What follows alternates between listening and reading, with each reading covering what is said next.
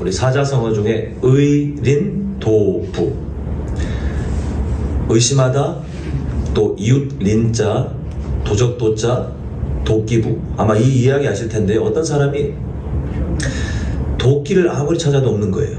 근데 저거 옆에 어린애가, 이웃의 어린애가 저게 훔쳐간 것 같은데 의심이 되니까 그 어린아이의 걸음걸이도 도둑놈 걸음걸이 같고 표정도 도둑놈 같고 말하는 걸 가만히 들어보니 저는 도둑놈들만 할 수 있는 말 같은 그런 생각이 들어가지고 계속해서 마음이 불편하고 밉고 그랬는데 뭐 자기가 찾던 그 도끼가 자기 땅에 자기 실수로 묻혀져 있던 걸 발견하게 되니까 그때 도끼를 찾았잖아요. 그랬더니 그 전까지 걷는 것도 도둑놈 같고 표정도 도둑놈 같고 말하는 것도 도둑놈 같다는 그 이웃집 어린애가 정상적으로 보이더라. 이제 그런 얘기가 바로 의린도부입니다.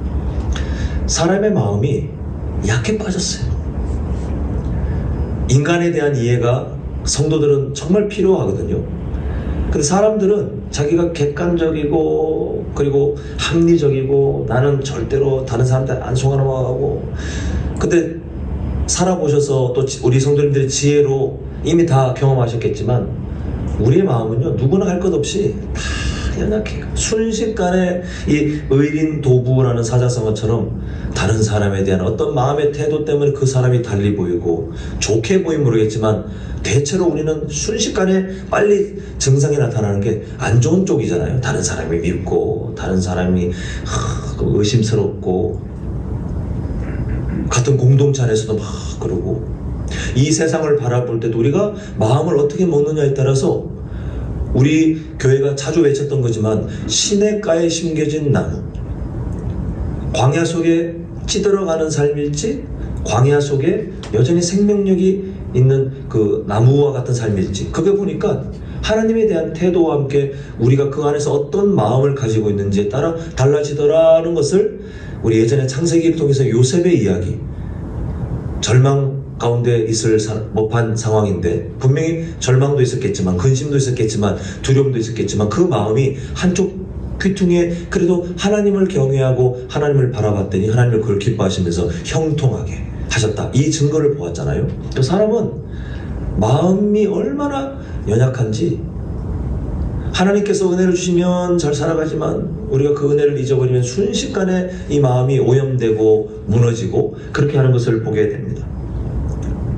하나님께서는 그 마음의 연약함을 아시기 때문에 오늘 본문의 산상수훈 그 팔복의 6번째 내용처럼 우리 마음이 이러해야 된다라고 알려주고 계시는데, 그게 담겨진 우리를 향하신 마음을 우리 3가지 영적 교훈으로 좀 나눠보고자 합니다. 첫 번째 제목을 함께 읽겠습니다. 시작. 마음의 연약함을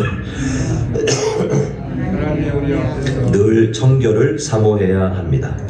자, 마음의 청결이 대체 무엇인가? 마음이라고 번역된 헬라어를 보면요, 우리가 마음 하면 그냥 감정 아니면 뭐 생각 요 정도로 생각되지만 이 유대 문화에서 마음은 사람 그 자체, 그냥 그 사람이 존재하는 그 자체를 말해요. 그러니까 어찌 보면 그 군대로 따지면 최고 지휘부, 그래서 이 지휘부에서 뭔가 명령을 내리면 군대가 쫙 돌아가는 것처럼 이 마음이라고 하는 게 한 사람의 인생 자체를 그냥 통제하는 아주 엄청난 영향력이 있다라고 유대인들은 그렇게 마음을 이해했어요. 그 예수님께서 말씀하신 그 마음도 바로 그렇습니다. 한 사람의 삶 자체를 좌지우지할 수 있는 강력한 영향력을 갖고 있는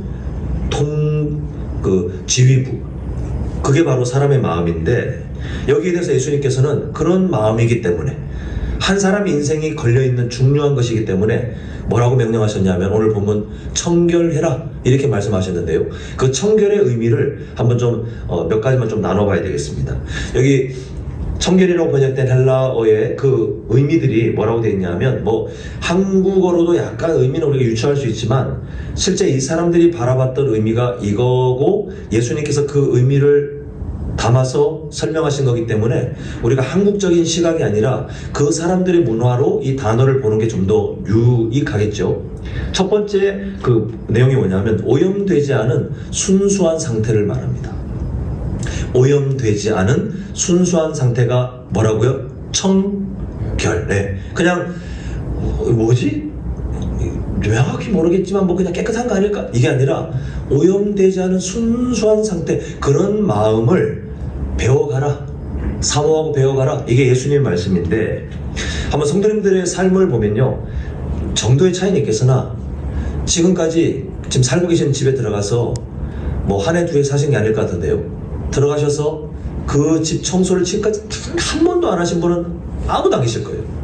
횟수의 차이는 사람의 뭐 그 어떤 성격에 따라 좀 다를 수는 있겠으나 지금까지 그래도 정기적으로 청소를 하실 겁니다. 왜 청소를 하시냐면, 가만히 두면 집에 눈에 안 보이지만 계속해서 먼지가 쌓이는 거, 눈에 안 보이지만 뭐 선반이나 그런데 가끔 이렇게 잊어버리는데 한번 손 대보면, 아니 어느새 우리 집에 이렇게 먼지가 많이 있었나? 조금씩 쌓인 거거든요. 자, 그때 청소를 해도 계속해서 먼지가 쌓일 게 뻔하잖아요. 근데 그때 성도님들께서 어떤 선택을 하시는지 잘 보시면 좋겠습니다. 보시면서 첫 번째 피해야 될 거는, 그걸 눈에 안 보인다고, 공기가 깨끗하다고 믿는, 지금 당장 눈에 먼지가 안 보인다고, 우리 집은 절대로 먼지가 없어, 먼지가 절대 안 쌓이는 집이야, 그런 집이 없는데, 그렇게 현실을 부정하는 삶도 가면 안 되겠고, 또 먼지를 털어내고 닦아도 또 먼지가 쌓일 거니까 어차피 더러워질 거 그냥 살린다 하고 그렇게 사시는 분도 안 계실 겁니다. 성도님들의 지혜를 제가 한번 유추해 보자면, 먼지가 쌓일 걸 이미 알고 계시지만 또 닦고, 다음에 쌓이면 또 닦고, 계속 닦으면 되겠지, 그렇게 내가 포기하지 않고 계속 청소하면 그래도 위생을 챙길 수 있겠지, 아마 그렇게 생각하실 거예요. 사람의 마음이 동일합니다. 우리는 우리 마음이 꽤 괜찮다고 생각하거든요. 그런데 얼마나 연약한지, 밖에서 들어오는 먼지가 집에 쌓이는 것처럼, 또 안에는 그 먼지들이 뭐 그런 것들이 막 집에 또 드러나는 것처럼, 우리는 바깥에서 들어오는 세상의 그릇된 철학과 가치관들, 문화들, 나도 모르게 그게 서서히 마음이 젖어들어요. 또 내 안에 있는 죄의 습관들이 막 튀어나와서 그게 마치 자기가 옳은 것처럼 합리화해요. 성도님들 중에 누군가 불편하고 사랑하기 싫고 그런 사람들 분명히 있잖아요. 없는 사람은 없어야 정상입니다. 왜냐하면 하나님이 계속 그렇게 훈련을 시키시거든요. 그런 사람이 있을 때 성도님께서 막 의지를 가지고, 내가 오늘은 저 사람을 미워하리라, 내가 오늘은 저 사람을 불편해하리라, 내가 오늘은 저 사람을 사랑하리라, 사랑하지 않으리라, 그렇게 결연한 의지를 갖고 그렇게 사시는 분은 아무도 안 계세요. 누군가에게 화가 나고 짜증이 나고 표정이나 말과 행동을 통해서 그걸 표출해버리고, 그리고 계속해서 쌓이는 감정들을 이기지 못하고 누군가에 대해서 미운 마음, 정죄하는 마음이 막 생기잖아요. 생길 때 성도님들 마음에 자기도 모르게 합리화, 그게 옳은 거예요. 그 순간 그거는 정당한 거예요. 누가 뭐라 그러면 오히려 네가 내 삶을 안 살아보라 그랬지, 나처럼 상처 안 받아 그랬지 라고 화가 날 정도로 그때 내 감정은 옳다라고 생각하는 그게, 근데 지나고 보면 맞아, 예수님이 안 기뻐하시는 마음인데, 나중에 깨닫잖아요. 그 순간은 우리가 다 옳아요. 우리는 그렇게 스스로를 속이는, 우리 안에 막 안에서 일어나는 온갖 감정들, 온갖 잘못된 선택들, 밖에서 들어오는 여러 그 세상의 유혹들, 그게 너무 많은데 가만히 있으면 당연히 우리의 삶에 그런 위험한 것들이 점점 쌓여가요. 아까랑 똑같습니다. 우리가 피해야 될 거, 나는 절대 오염되지 않는 마음을 갖고 있어. 나는 정말 누구에게도 유혹받지 않고 세상의 문화 절대 젖지 않고, 나는 이 정도면 괜찮아. 그는 있을 수가 없어요. 그건 현실을 부정하는 거예요. 또 그런 분 안 계시잖아요. 내가 어차피 내 마음이 뭐 청결한 삶을 향해 꿈꾸고 몸부림쳐도 또 어차피 밖에서 들어오는 유혹과 내 속에 그런 잘못된 것들이 또 튀어나올 테니 그냥 마음대로 살자, 그냥 내가 느끼는 대로 살자, 이렇게 살아가시는 분은 아마 안 계실 겁니다. 어차피 쌓일 먼지지만, 그러나 성도님들께서 꾸준히 집을 청소하시는 것처럼 우리의 마음도 마찬가지예요. 어차피 오염될 거 맞고, 어차피 우리 연약함들은 여전히 남아있는 거 맞지만, 우리는 할 수 있는 한 그 연약한 상태를 피하지 않고 하나님의 은혜를 힘입어 그 삶이 어떠한 상태로 가기를 예수님이 부탁하셨습니까? 마음이 뭐한 자? 청결. 네. 그걸 그냥 두지 않는, 그렇게 용납하지 않는, 청결하게 닦아내는 삶처럼 그 삶을 알고 인정하고 그리고 추구하는, 사모하는 그 삶, 그게 성도들이 살아가야 될 당연한 마음이에요. 예수님이 그걸 부탁하신 게 마음이 청결한 자에 담겨진 구체적인 의미입니다. 자, 이제 두 번째 제목을 함께 읽겠습니다. 함께 읽습니다. 시작. 성도는 미래의 천국뿐만 아니라 일상 속에서 누구와 교제해요? 하나님과 교제하며 살 수 있다라는 것입니다. 자, 그러면 예수님께서 마음이 청결한 자에 대한 약속, 누구를 볼 수 있다고 했습니까? 하나님을 볼 수 있다라고 했는데, 이거는 어떤 신비로운 체험, 환상을 보고 뭐 음성을 듣고 그걸 말하는 게 아니에요. 오늘 본문에서 말씀하는 이것은 하나님과의 친밀한 교제를 말하는데, 자, 원래 죄의 문제가 해결되지 않는 그 죄인의 상태는 누구와 원수된 존재였습니까? 하나님과 적극적으로 원수가 되어 하나님과 절대 가까이 할 수 없는 그런 상태였죠. 근데 하나님께서 구원하기로 작정하셔서 성도님들처럼 창세전부터 그 이름을 붙드시고 때가 되었을 때 예수님 믿을 수 있는 기회와 믿음을 허락하신 다음에, 성도님들의 죄의 문제가 해결된 다음에는 깨어졌던 관계가 좀 가까워졌네를 넘어서서 하나님과 화목하게 되었다. 심지어 우리가 하나님의 자녀로 입양되어 살아가는 그 복된 삶을 우리에게 말씀하셨습니다. 자, 그 변화된 삶을 좀 설명드리는데, 이 변화를 누리기 전에는 하나님을 보는 삶, 하나님과 친밀한 관계는 불가능해요. 인간의 힘으로는 절대 불가능해요. 그런데 예수님께서 오늘 선언해 주시기를, 너희들 하나님을 볼 수 있어, 하나님과 친밀하게 만날 수 있어. 아마 그 당시에 유대인들이 이걸 다 이해하지 못했을 것 같아요. 근데 예수님께서 말씀하신 그 볼 수 있다는 삶은 바로 그거예요. 깨어졌던 관계. 그런데 예수 그리스도의 십자가 사랑을 통해 청결한 마음으로 변화된 그 사람들, 그렇게 자라가는 사람들은 하나님의 은혜로, 그게 잘나서가 아니라 하나님의 은혜로 하나님과 친밀하게 대면하며 살아갈 수 있는. 근데 이때 사용된 단어를 보면 이중적인 의미가 있거든요. 첫 번째는 미래에 장차 누릴 약속을 말씀하고 있어요. 하나님과의 그 하나님의 영광을 대면하고도 괜찮은, 하나님의 영광을 넉넉히 누릴 수 있는 그 때는 훗날 우리가 저 영원한 아름다운 하나님의 나라에서 살아갈 때 가능한 거예요. 이 세상에서는 성도님들이 무슨 수를 써도 그 삶을 살 수가 없어요. 여전히 연약하기 때문에 하나님이 그렇게 만나 주시지도 않아요. 왜냐하면 성도님들이 감당이 안 되니까. 그 미래의 약속, 장차 하나님과 그 어떤 막힘도 없이, 내가 하나님의 마음을 오해할 것도 없고 하나님께서 갖고 계신 모든 마음 다 이해하고 가끔 저희 사모하고 성경 그 내용 얘기하다가 왜 그러셨을까? 하나님은 어떤 마음일까? 좀 그냥 약간 농담조로 궁금하다, 나중에 천국 가면 여쭤보자, 이렇게 그냥 얘기를 하는데, 그때 되면 시시콜콜, 제 상상입니다만 하나님과 완전한 하나됨이 이루어지는 그때는 뭐 그런 거 이미 다 마음이 통하고 어떤 의심도 두려움도 근심도 없이 하나님의 평안이 온전하게 내 삶을 다 사로잡는 그 상황, 그 미래의 약속이 있는데, 그 미래의 약속으로 끝나고 그때까지는 현실에서 그냥 하나님과 거리가 저 멀리 있어서 하나님이 계시는지 안 계시는지 느낌도 안 하고 그냥 광야에 있는 메말라가는 나무처럼 그렇게 사는 것인가? 예수님께서 그게 아니라고 말씀하고 계시는 거예요. 예수님께서 하신 말씀은 지금, 그때 약속 반드시 이루어지겠지만, 그러나 지금도 그때를 사모하며, 마치 예고편처럼 그때를 사모하며 하나님과 교제하는 그 삶, 하나님을 볼 것이요가 바로 그 의미를 말해요. 이 땅에 살고 있지만 하나님과 친밀하게 교제하는 삶을 누릴 수 있단다, 이런 정말 복된 약속을 지금 해주고 계시는 것을 보게 됩니다. 우리는 여전히 연약하지만 하나님의 은혜가 그걸 허락하시죠. 우리는 여전히 부족하지만 우리의 잘나고 못난 점을 보고 점수를 매겨서 네 점수가 이 정도니까 오늘 내가 이 정도 만나줄게가 아니라 오히려 하나님이 더 애타시는 거예요. 나와 더 교제하자.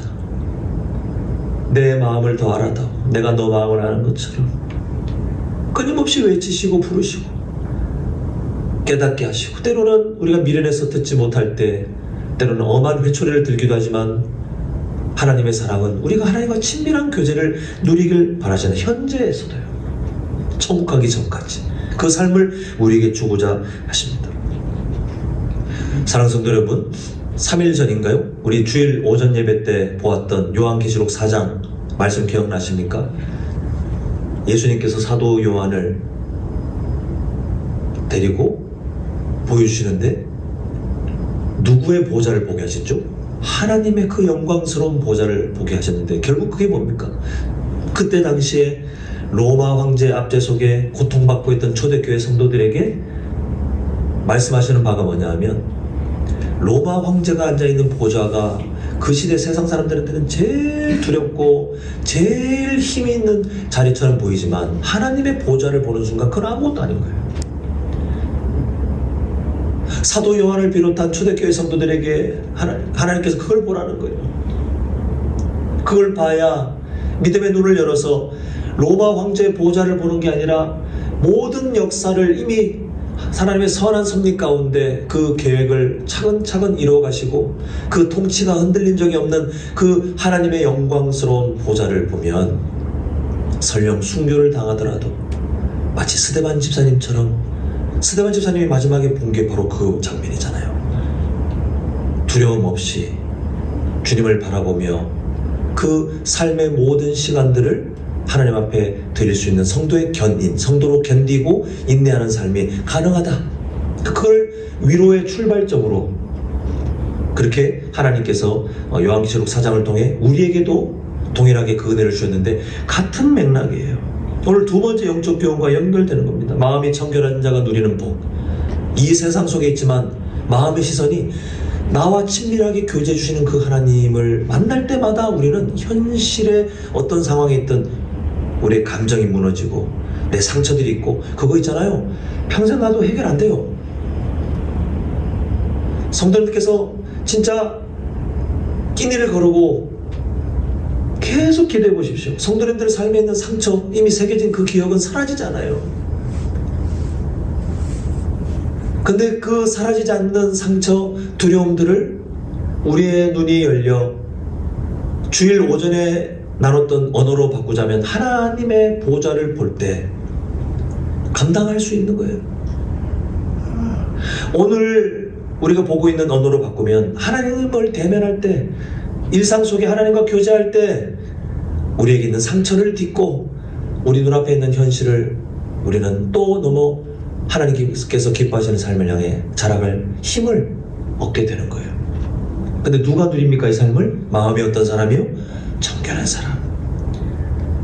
결국 이거는 어떤 숙제 있잖아요. 너희들 마음 청결한지 안 하는지 내가 봐가지고, 청결 안 하면 내가 너희들 벌 줄 거고, 청결하면 내가 뭐, 이게 아니라 하나님의 애타는 초청이 나에게 마음을 고정하고 나에게 믿음의 눈을 고정해서 너희들 이 세상 속에 살고 있지만 천국의 평안을 배우라. 내 아들 예수의 성품을 배우라. 그걸 우리에게, 그 은혜의 자리를 우리에게 알려주고 계십니다. 이 복된 삶을 다윗이 고백한 게 시편 16편 8절입니다. 보시면 내가 여호와를 항상 어디 앞에요? 내 앞에 모시며. 이게 그냥 앞에 계십시오가 아니라 누구를 본다는 거예요? 항상 하나님만 보겠다는 거예요. 그가 나의 오른쪽에 계심으로, 이 오른쪽에 계시다는 것은 힘을 상징하는데 내가 흔들리지 아니하리로다. 마치 건장한 아버지가 걸음이 연약한 어린 아이의 오른편에 서서 손을 잡고 가면 그 아이가 돌부리에 걸려 넘어지든 땅에 안 굴러요. 잡고 있기 때문에.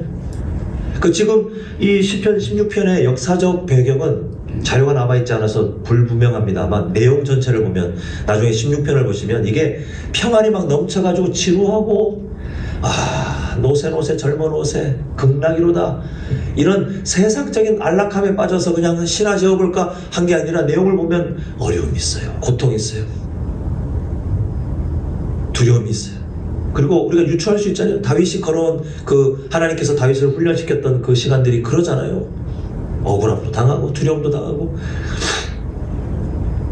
그런데 다윗의 신앙 고백은 그런 중에 내가 항상 여호와를 내 앞에, 제가 주님을 봅니다. 도망가는 중에도 주님을 봅니다. 억울한 누명을 쓰고 사람들이 나를 미워할 때도 나는 주님을 봅니다. 이 삶, 흔들리지 않는 그 놀라운 견고한 성도의 삶, 그것은 마음이 청결한 자에게 하나님이 주시는 선물이라는 거예요. 우리 모두가 이 사랑을 사모하셨으면 좋겠는데, 참 감사하게도 하나님의 사랑의 순서와 정도를 보니까 사실 우리가 지금 목말라 해야 되잖아요. 우리가 갈급해야 되잖아요. 그런데 하나님이 더 애타해요. 하나님이 더 주고 싶어 하셔요. 그러므로 성도님들, 우리를 더 그런 삶으로 인도하고자 애타게 우리를 돕고 계시는 하나님의 사랑을 신뢰하시면서 성도님들도 그 같은 방향으로 하나님 저 도와주십시오. 저 하나님 만나야, 매일 하나님과 친밀한 교제를 해야, 하나님의 보좌를 보며 살아가야, 시편 말씀으로 하자면 항상 내 앞에 하나님을 모시고 내가 보며 살아야 제가 하루를 견딥니다. 주님 저를 도와주십시오.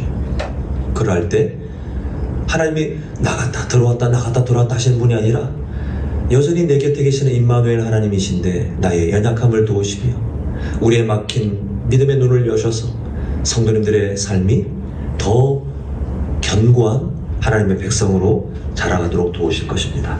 자, 마지막 세 번째 제목 함께 읽겠습니다. 시작. 예수님의 십자가 사랑을 믿고 하나님의 은혜에 의지하는 마태오. 자, 지금까지 마음이 청결한 것의 의미가 뭔지 봤어요. 그리고 마음이 청결한 자가 누리게 되는 복, 하나님과의 친밀한 교제를 이 현실 속에서도 누리는 생명력 있는 삶도 보았습니다. 이제 중요한 질문을 한번 던져봐야 되겠습니다. 성도님들, 이 삶을 완전하게 살아갈 자신이 있으십니까? 일단 저부터 답을 하자면 저는 없어요. 저는 제가 제 힘 스스로, 제가 스스로 청결하게 잘 갖고 하나님 앞에 당당하게 그 하나님 보는 삶, 하나님과 친밀하게 교제하는 삶 내놓으시오, 이렇게 할 자신이 전혀 없어요. 아마 성도님들 다 비슷하지 않으실까 싶어요. 우리가 갖고 있는 연약함은 스스로 청결한 삶을 만들 그런 힘이 아예 없어요. 저는 이때 성도님들께서 이 우리가 피할 수 없는 절대적인 한계, 우리 스스로 청결할 수 없는 그 한계를 마주하시면서 나는 역시 안 되나 보다, 나는 역시 청결해지지 않고, 나는 구원받은 사람 같지가 않고, 하나님께서 나를 안 도우시는 거고, 그런 절망적인 삶으로 꼭 안 가셨으면 좋겠어요. 왜냐하면 하나님께서 이미 살 길을 다 내놓으셨어요. 마음의 청결함이 있어야 하나님을 대면하는 그 삶이 시작되는데, 하나님께서는 우리의 연약함을 아시기 때문에 우리한테 다 맡겨놓고 너희들이 하면 너희들이 누릴 것이요, 안 하면 너희들 인생값이지 뭐, 알아서 너희들이 망하든 말든 그렇게 살든 말든, 이렇게 하시는 분이 아니에요. 우리 에스겔 36장 26절, 우리 예전에 많이 보았던 말씀이지만, 자, 내용을 잘 보시면서 함께 읽습니다. 시작. 새 영을 너희 속에 두고 새 마음을 너희에게 주되 너희 육신에서 굳은 마음을 제거하고 부드러운 마음을 줄 것이다. 자, 유대인들이요, 우리 힘으로, 각자의 힘으로 정결해지자, 그래야지 구원받는다, 그래야지 구원받은 성도다, 하나님의 백성이다, 이렇게 스스로 착각하고 교만했지만 결국 그 유대인들의 끝이 어땠는지를 잘 보여주는 성경이 구약이에요. 구약의 마무리가 찬란하게 역시 하나님의 백성들은 성공했다, 이렇게 마치지 않고 결국은 실패하잖아요. 그 실패 마지막에 하나님께서 그래도 그들에게 희망을 주시기 위해서 선지자를 통해 야단치고 그들의 변치 않는 죄로 달려가는 마음을 건드리시지만, 하나님께서 새로운 역사를 신약에 이뤄가실 것을 남기셨을 뿐이지, 구약 66권의 결론은요, 인간은 안 되더라예요. 우리도 마찬가지예요. 유대인들이 실패한 것처럼 우리도 마찬가지예요. 성도님들께서 열심히 말씀 보고 기도하시고 그래서 마음이 청결해지는 게 아닙니다. 성도님들께서 회개라고 하는 어떤 방법을 천주교로 치면 고해성사 이런 걸 해가지고 마음이 청결해지는 게 아니에요. 오늘 말씀을 보시면 하나님께서 선언하시는 하나님의 방법이 아예 다른 방법이죠. 보면 또 새 영을 너희 속에 두겠다. 이거 하나님이 하신대요. 그 다음에 어떤 일을 하시냐면 새 마음을 너희에게 주겠다. 이것도 누가 하십니까? 하나님이 그렇게 하신대요. 근데 그 마음이 어떤 마음이에요? 부드러운 마음. 27절에 이제 읽지 않겠지만 그 뒤에 보면 하나님 말씀에 순종할 수 있는 옥토와 같은 마음이에요. 그걸 누가 지금 약속하고 계십니까? 하나님께서 먼저 실패한 인간 역사에 대해서 하나님께서 내가 내 영을 너희 속에 두고. 근데 이때 우리가 절대 혼란스럽거나 외면하지 말아야 될 질문이 있는데요. 이 일을 이루시려고 우리의 마음을, 굳은 마음을 제거하고 하나님이 기뻐하시는 새로운 마음, 부드러운 마음으로 바꾸시기 위해 하나님께서 치르신 대가가 있는데 바로 예수님을 십자가에 성도님들 때문에 죽게 하셨어요. 물론 저에게는 이제 저를 위해서. 그냥 천국 가는 티켓 한 장 손에 쥐어주려고 그게 아니라 하나님의 마음은 그거 미래에 대한 약속은 당연하지만 현재 우리를 어떻게 살게 하실지 하나님의 의지가 엄청 강하신데 하나님의 의지를 보니까 이 땅에 살고 있는 동안 내가 너희들 마음 계속 바꿀 거야. 청결하게. 오늘 본문의 언어로 바꾸자면 청결하게 내가 계속 바꿀 거야. 그게 우리가 보았던 신학용어로 성화예요. 성화. 내가 이루는 성화가 아니잖아요. 성화는 내가 이루는 게 아니에요. 하나님의 은혜로 우리가 멱살 잡혀 끌려가면서 다듬어지고 고쳐지는 그 은혜. 하나님이 그렇게 해 가시겠대요. 저는 성도님께서 오늘 마음이 청결한 자 하나님을 볼 것이다. 그 의미를 보면서 절망적인 결론으로 가지 않으시길 부탁드리는 이유가 바로 여기에 있어요. 하나님의 의지를 보셨으면 좋겠어요.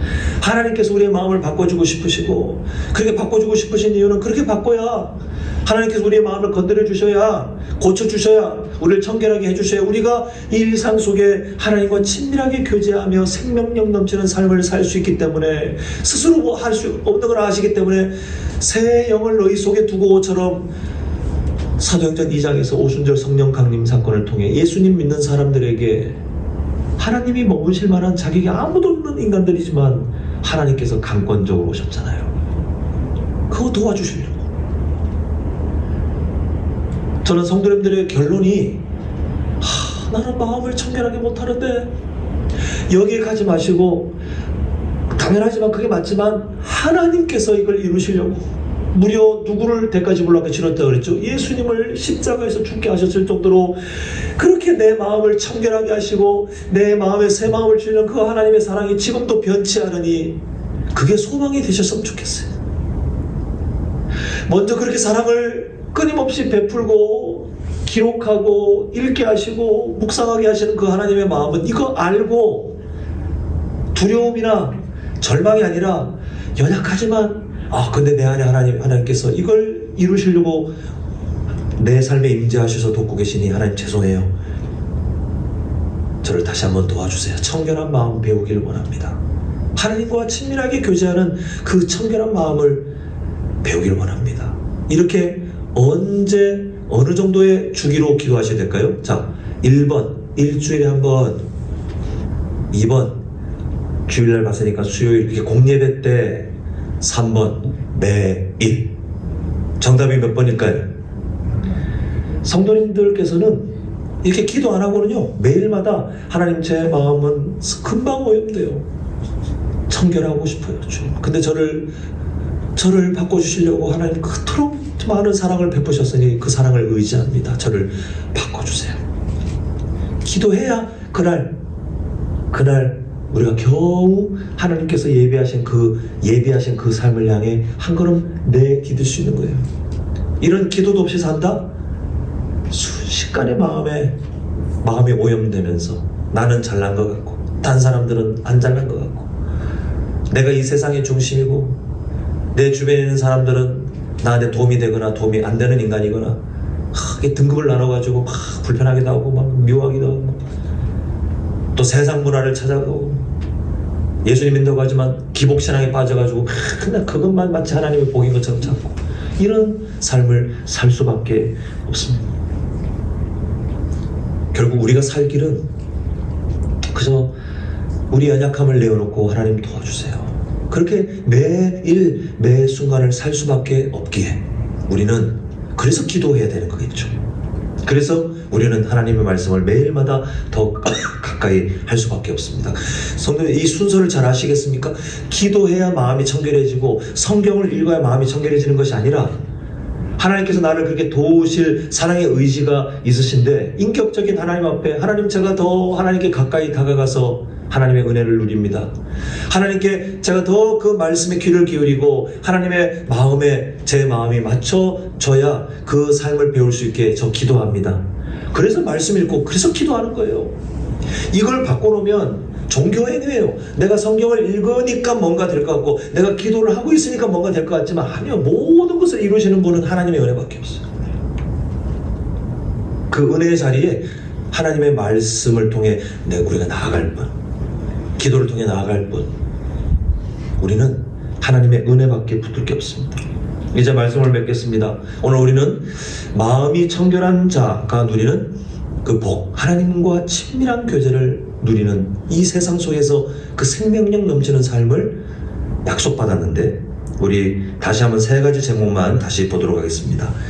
자, 먼저 자, 시작. 마음의 연약함을 인정하며 하나님 앞에 은혜 앞에서 늘 청결을 어떻게 해야 돼요? 사모해야 돼요. 이거 무관심하면 어떻게 해요?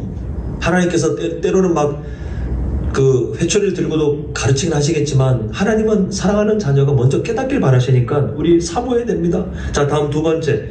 자, 시작. 성도는 미래의 천국뿐만 아니라 일상 속에서도 하나님과 교제하며 살 수 있습니다. 이거는 하나님이 예비하신 선물이라고 했습니다. 우리한테 주고 싶으신 선물, 그 복을 누리는 것이 지혜로운 사람이겠죠. 자, 마지막 그 방법이 무엇인가 함께 했습니다. 시작. 예수님의 십자가 사랑을 붙들고 하나님의 은혜 의지하는 것밖에는 방법이 없습니다. 그 성도님들 그래서 성경 읽으셔야 되고 기도하셔야 되고 하나님이 기뻐하시는 삶을 몸부림치셔야 된다 말씀드렸습니다. 저는 성도님들의 삶이 하나님께서 예비하신 그 복 안으로 더 가까이 가셨으면 좋겠어요. 왜 못 갑니까? 가 아니라 가셔야 지금보다 더 하나님의 은혜에 사로잡혀 복된 삶을 누릴 것이니 우리 함께 갔으면 좋겠어요. 함께 손을 잡고 가정에서 또 손을 잡고 마을 모임에서 전도회에서 부서에서 함께 하나님의 은혜 없이는 이 삶을 누릴 수 없기 때문에 함께 서로 독려하고 때로는 서로 간정을 통해 도전하기도 하고 그렇게 함께 그게 교회잖아요. 마음이 청결한 자의 그 복된 약속을 꿈꾸면서 하나님이 나를 위해서 이토록 약속을 주셨는데 나도 누리고 그리고 우리가 함께 기도할 때 가족들을 위해서 기도할 때 여러 기도 제목이 있겠지만 성경에 기록된 약속을 붙들고 기도하는 것이 참 은혜롭거든요. 오늘 이 8절을 붙들고 기도하십시오. 의미를 다 이해하셨잖아요. 그죠? 하나님 누구누구가 마음이 청결한 삶의 자리로 매일마다 하나님의 은혜를 누리게 하셔서 약속대로 하나님과 친밀한 삶을 이 현실 속에서 넉넉히 누리게 도와주십시오. 이렇게 기도가 하나님이 기뻐하시는 기도를 우리가 만들어가면 또 다른 사람을 돕는 우리가 작년에 보았던 것처럼 하나님께 이어지고 이웃에게 이어지는 그 복된 기도의 삶을 또 살아가게 되는 거잖아요. 우리가 그런 교회가 되었으면 좋겠습니다. 그런 공동체로 자라가기를 우리가 꿈꾸면서 정말 간절한 마음은요, 성도님들의 오늘이 또 내일이 하나님과의 친밀한 교제를 통해서 이전보다 더 어떤 상처도 어떤 불안도 어떤 마음속에 있는 그런 근심도 하나님을 주목함을 통해 하나님과의 친밀한 교제를 통해서 다 은혜로 이겨낼 수 있는 형통이라는 성경의 그 의미처럼 그걸 다 뚫고 성도답게 살아갈 수 있는 복된 인생 되시기를 간절히 축원합니다.